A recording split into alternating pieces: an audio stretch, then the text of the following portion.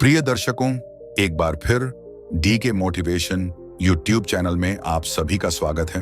प्रिय दर्शकों, आज का जो प्रसंग है बड़ा ही ज्ञानवर्धक, बड़ा ही मोटिवेशनल है। प्रिय दर्शकों, एक कुत्ते ने बताया कि कुछ स्त्रियों को अपना पति अच्छा नहीं लगता और दूसरा पुरुष अच्छा लगता है। वहीं कुछ पुरुषों को अपनी पत्नी अच्छी नहीं लगती और दूसरे की स्त्री अच्छी लगती है। साथ ही आपने देखा और सुना होगा, कुछ लोग बहुत ही मेहनत करते हैं फिर भी वह गरीब रहते हैं। उनकी गरीबी कभी दूर नहीं होती। वही कुछ गरीब लोग बहुत कम समय में धनवान हो जाते हैं और उनकी गरीबी हमेशा के लिए मिट जाती है। आखिरकार ऐसा क्यों होता है? आपने सुना होगा, सभी लोग यही कहते हैं कि यह तो कर्मों का फल है।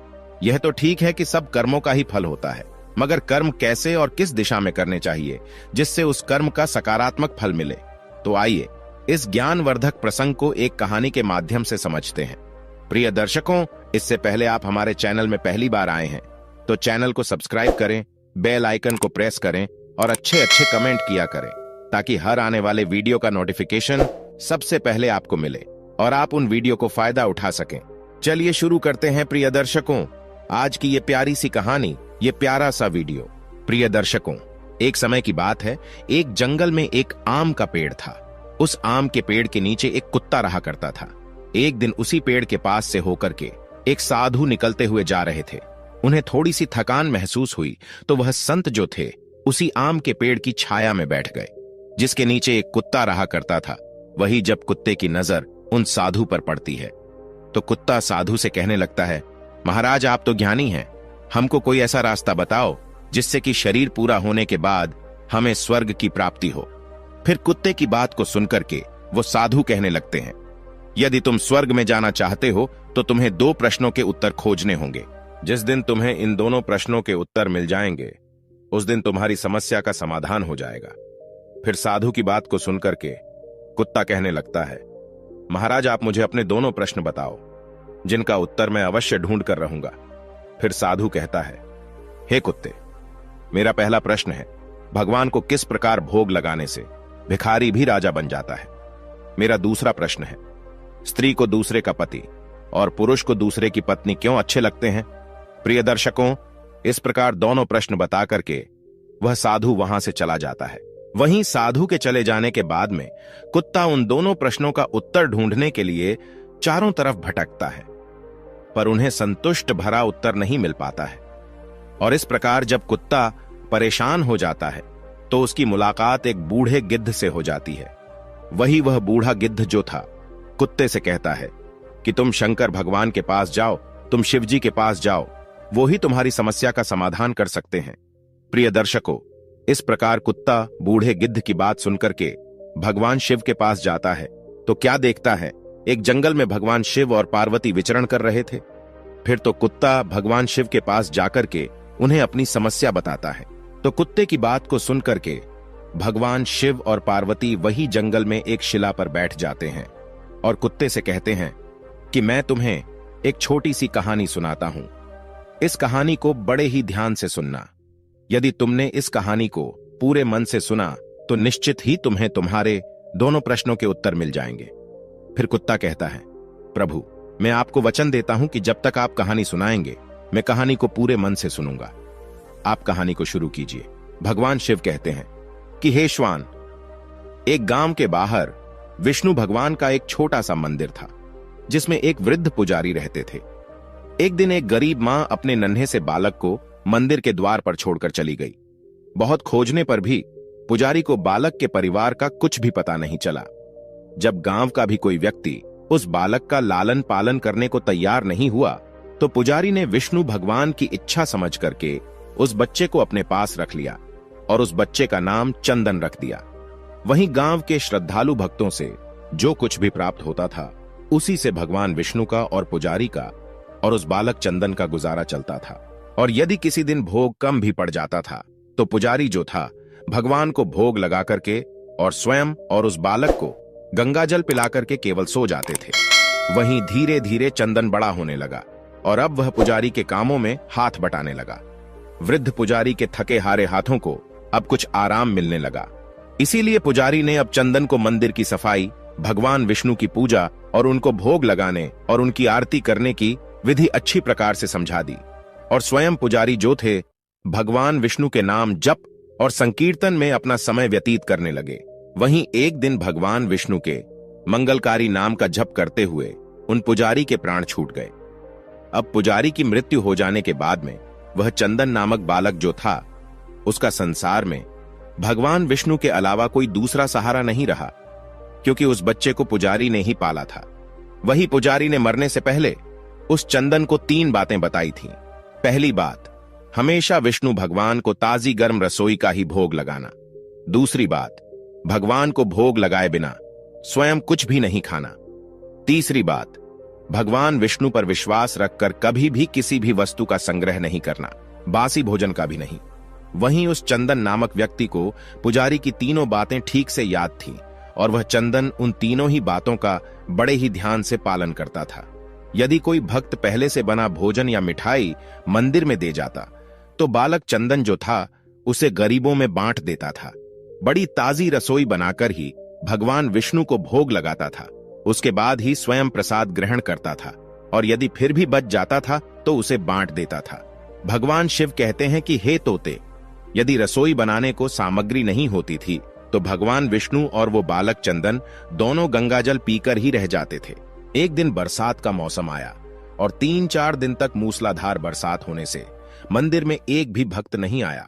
वहीं चंदन अपने विष्णु भगवान को गंगा का ही भोग लगाता रहा और उसे ही पीकर स्वयं भी समय गुजारता रहा। उधर भगवान विष्णु उस बालक चंदन की भक्ति और सहन शक्ति की परीक्षा लेते रहे, किंतु आखिर में अपने भक्त बालक को भूख से तड़पते देख करके भगवान विष्णु से रहा नहीं गया और विष्णु जो थे, सेठ के नौकर का रूप धर करके हाथ में भोजन सामग्री की पोटली लेकर के बरसात में भीगते हुए मंदिर के द्वार पर जा पहुंचे।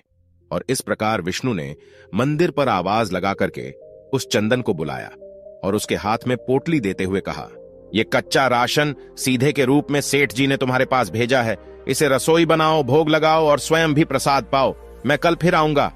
वहीं चंदन भगत ने आशीर्वाद देकर के और सूखी गीली लकड़ियों के धुएं में गर्म रसोई बना करके भगवान विष्णु को भोग लगाया। फिर पूरे बरसात के मौसम में भगवान विष्णु नौकर के भेष में चंदन भगत को सीधा देने के लिए आते रहे और स्वयं भी गर्मा गर्म रसोई का भोग पाते रहे। भगवान शिव कहते हैं कि हे श्वान, एक दिन चंदन भगत ने सोचा कि सेठ जी को सीधा भेजते हुए 4 महीने हो चले हैं, किंतु वे स्वयं कभी भी मंदिर में भगवान विष्णु का प्रसाद ग्रहण करने नहीं आए। फिर अगले दिन भगवान विष्णु नौकर के वेश में जब सीधे की पोटली देने आए तो चंदन भगत ने उनसे कहा, अरे भाई, तुम्हारे सेठ जी इतने बड़े धर्मात्मा हैं कि रोजाना तुम्हारे हाथों से सीधा भिजवा देते हैं और कभी भी स्वयं मंदिर में प्रसाद लेने के लिए नहीं आते। इस कारण से मेरा हृदय अत्यंत दुखी हो रहा है। तुम अपने सेठ जी से कहना कि कल वो भी मंदिर में प्रसाद ग्रहण करने के लिए अवश्य पधारें। वहीं चंदन भगत की बात को सुनकर के भगवान विष्णु चौंक कर घबरा उठे और बोले, अरे पुजारी जी, सेठ जी मेरे द्वारा आपको सीधा भेजते हैं, आप इससे भगवान को भी भोग लगा लेते हैं और स्वयं भी प्रसाद पाते हैं। फिर सेठ जी को बीच में बुलाने की क्या जरूरत है, जैसा चल रहा है वैसा ही चलने दीजिए। भगवान शिव कहते हैं कि हे श्वान।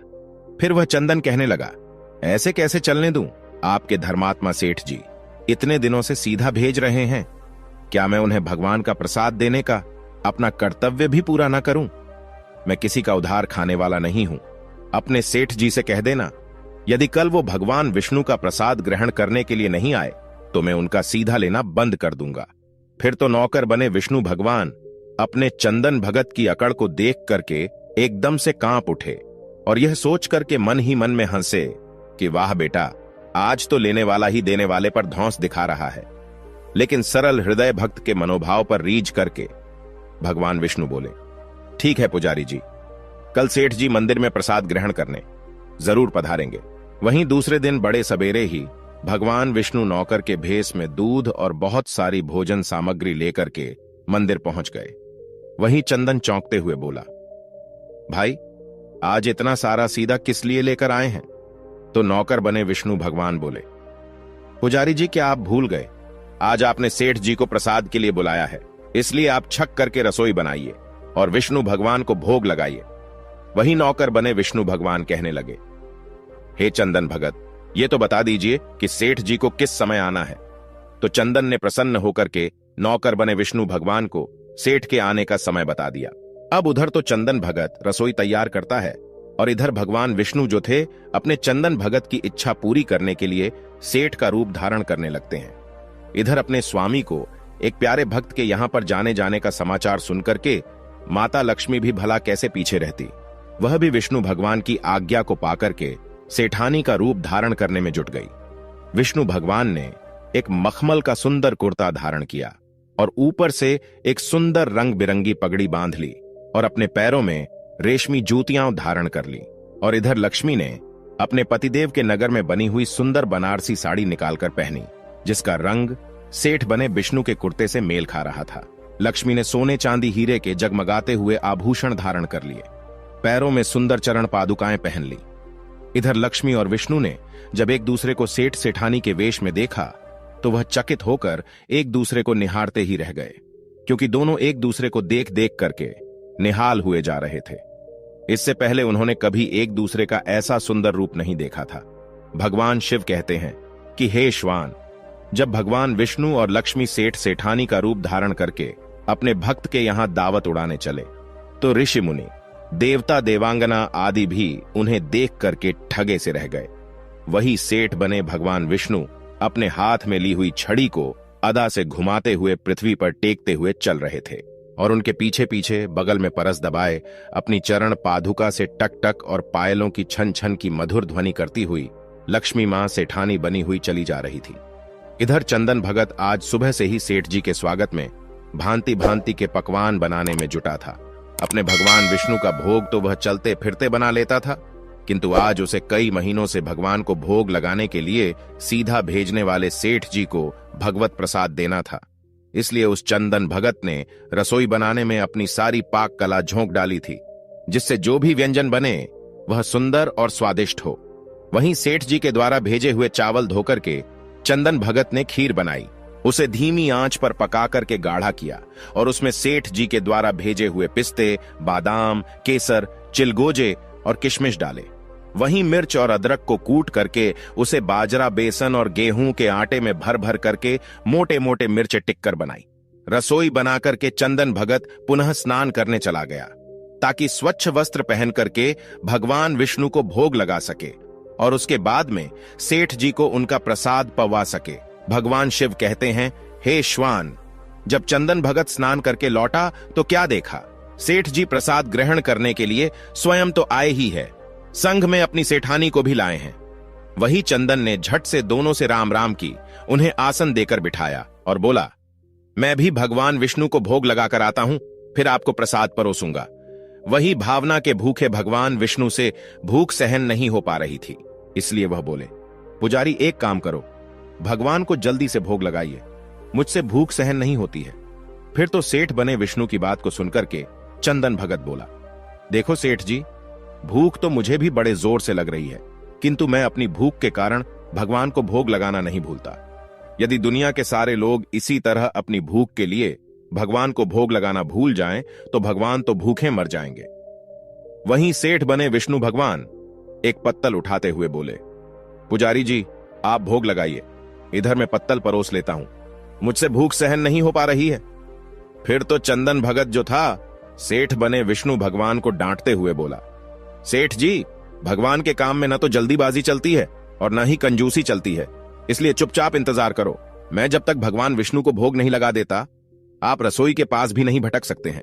चुपचाप इधर बैठ जाइए और ओम नमो भगवते वासुदेवाय का जाप करते रहिए। मैं अभी आता हूं, फिर आपको पेट भरकर भोजन कराता हूं। वही सेठ बने भगवान विष्णु डांट खा करके चुपचाप अपने आसन पर बैठ गए। वहीं सेठानी बनी लक्ष्मी जी उनकी यह दशा देखकर कि बड़ी मुश्किल से अपनी हंसी रोक पाई।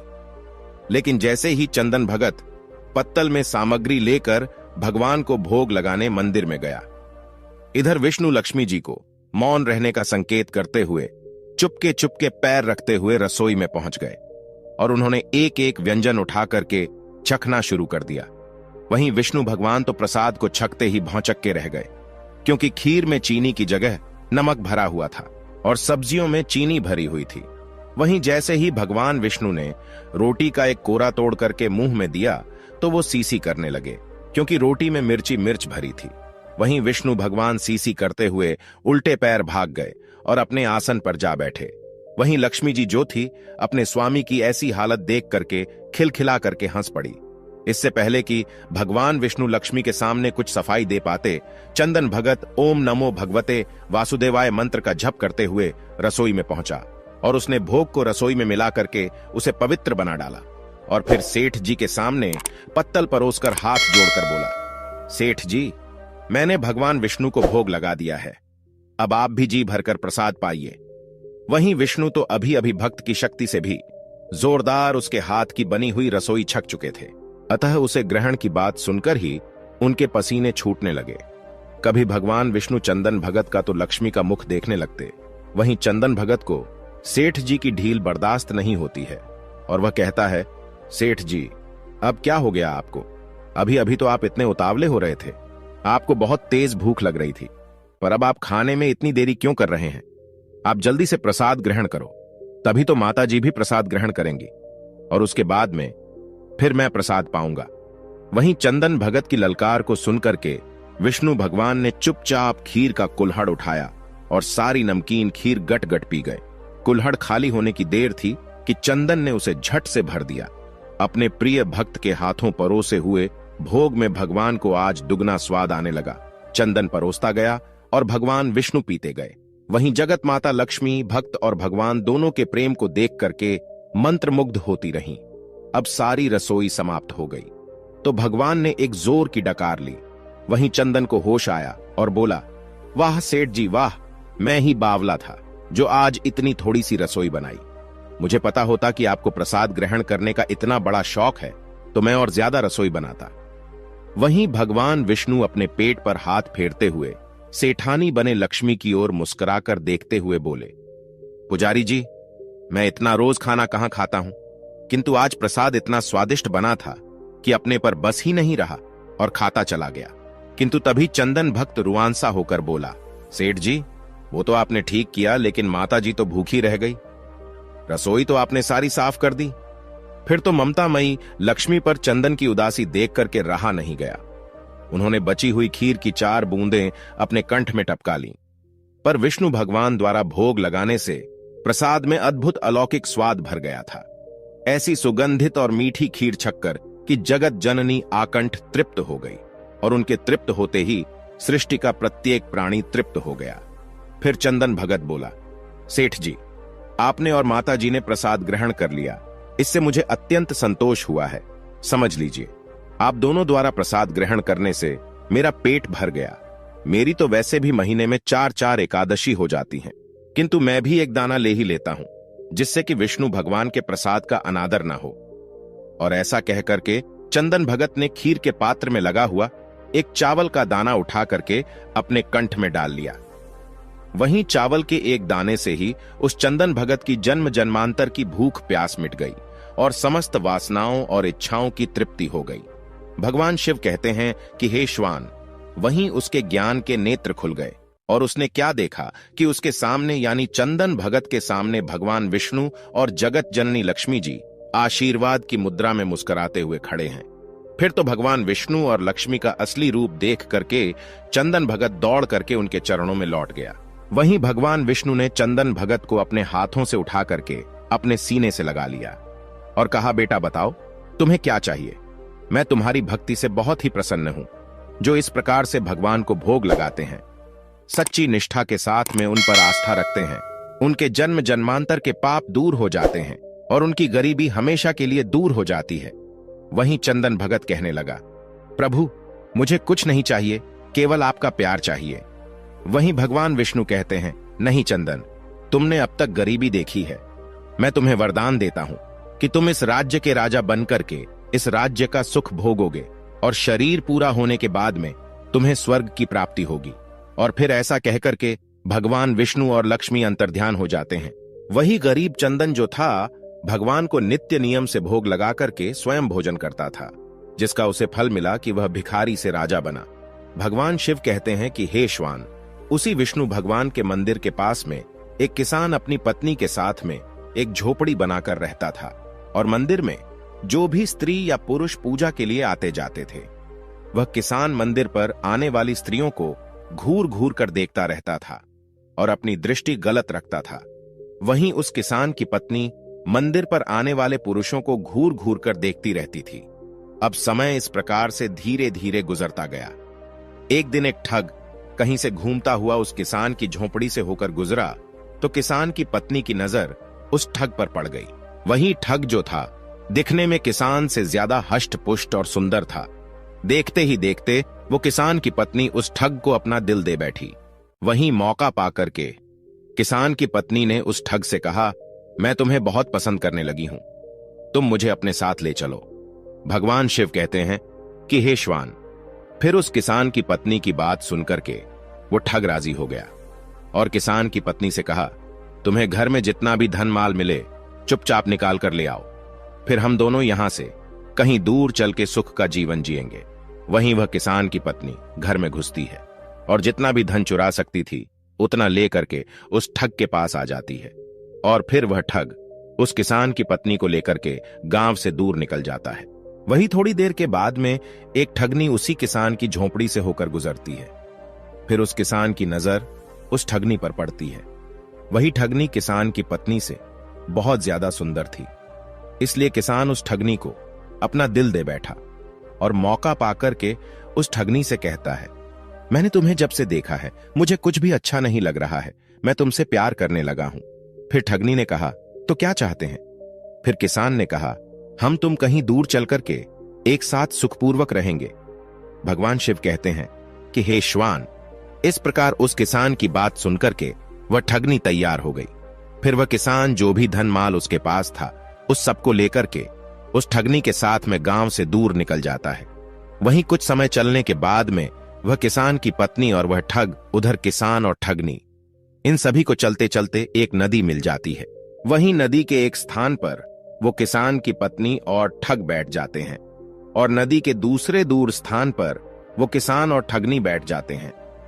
वहीं न तो किसान को अपनी पत्नी के बारे में पता है कि वह ठग के साथ चली गई है, ना ही किसान की पत्नी को किसान के बारे में पता है कि वह ठगनी के साथ चला गया है।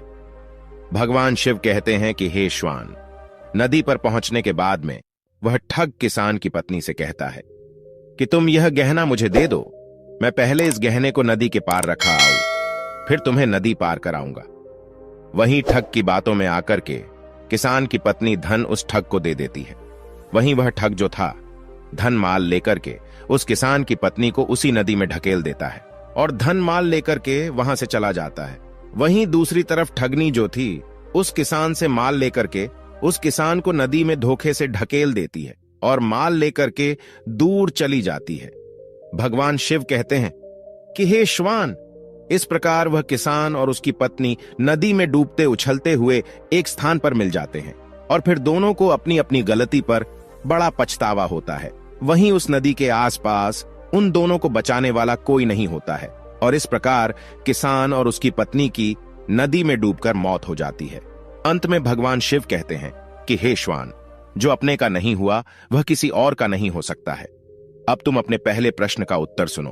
तुम्हारा पहला प्रश्न था कि भगवान को किस प्रकार भोग लगाने से भिखारी भी राजा बन जाता है।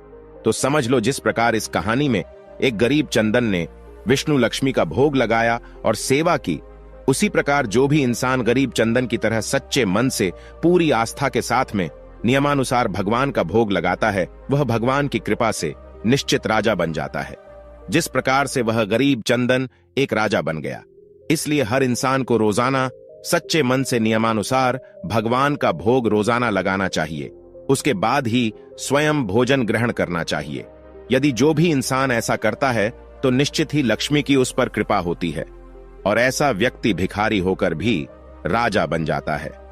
भगवान शिव आगे कहते हैं कि हे श्वान, अब तुम अपने दूसरे प्रश्न का उत्तर सुनो। तुम्हारा दूसरा प्रश्न था कि स्त्री को दूसरे का पति और पुरुष को दूसरे की पत्नी क्यों अच्छे लगते हैं। तो समझ लो, तो जो स्त्री या पुरुष चरित्रहीन होते हैं, ऐसे चरित्रहीन स्त्री या पुरुष को हमेशा दूसरे का पति या दूसरे की स्त्री अच्छे लगते हैं। जिस प्रकार से वो किसान और उसकी पत्नी दोनों ही चरित्रहीन थे।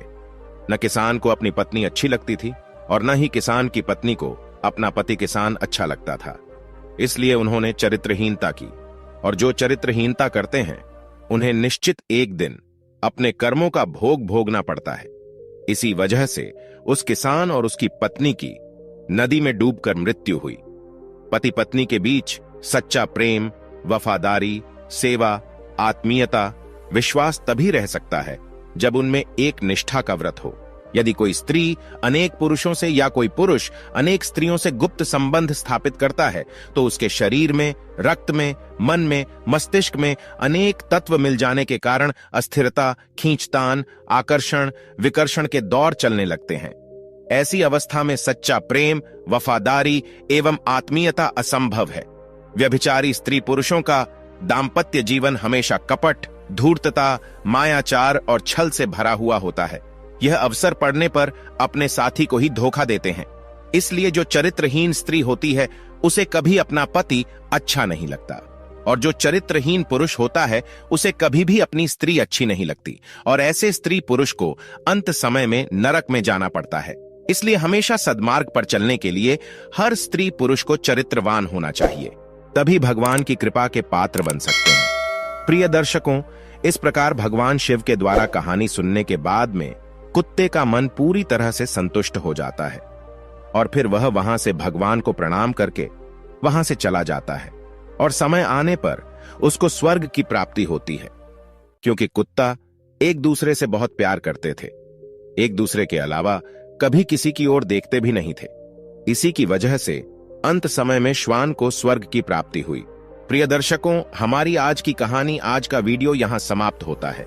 प्रिय दर्शकों, हम आशा करते हैं आपको यह कहानी बेहद पसंद आई होगी और आप इस कहानी से बहुत ही प्रेरणा लेंगे। तो मिलते हैं आपसे अगली वीडियो में। तब तक के लिए अपना ख्याल रखिए और खुश रहिए। धन्यवाद।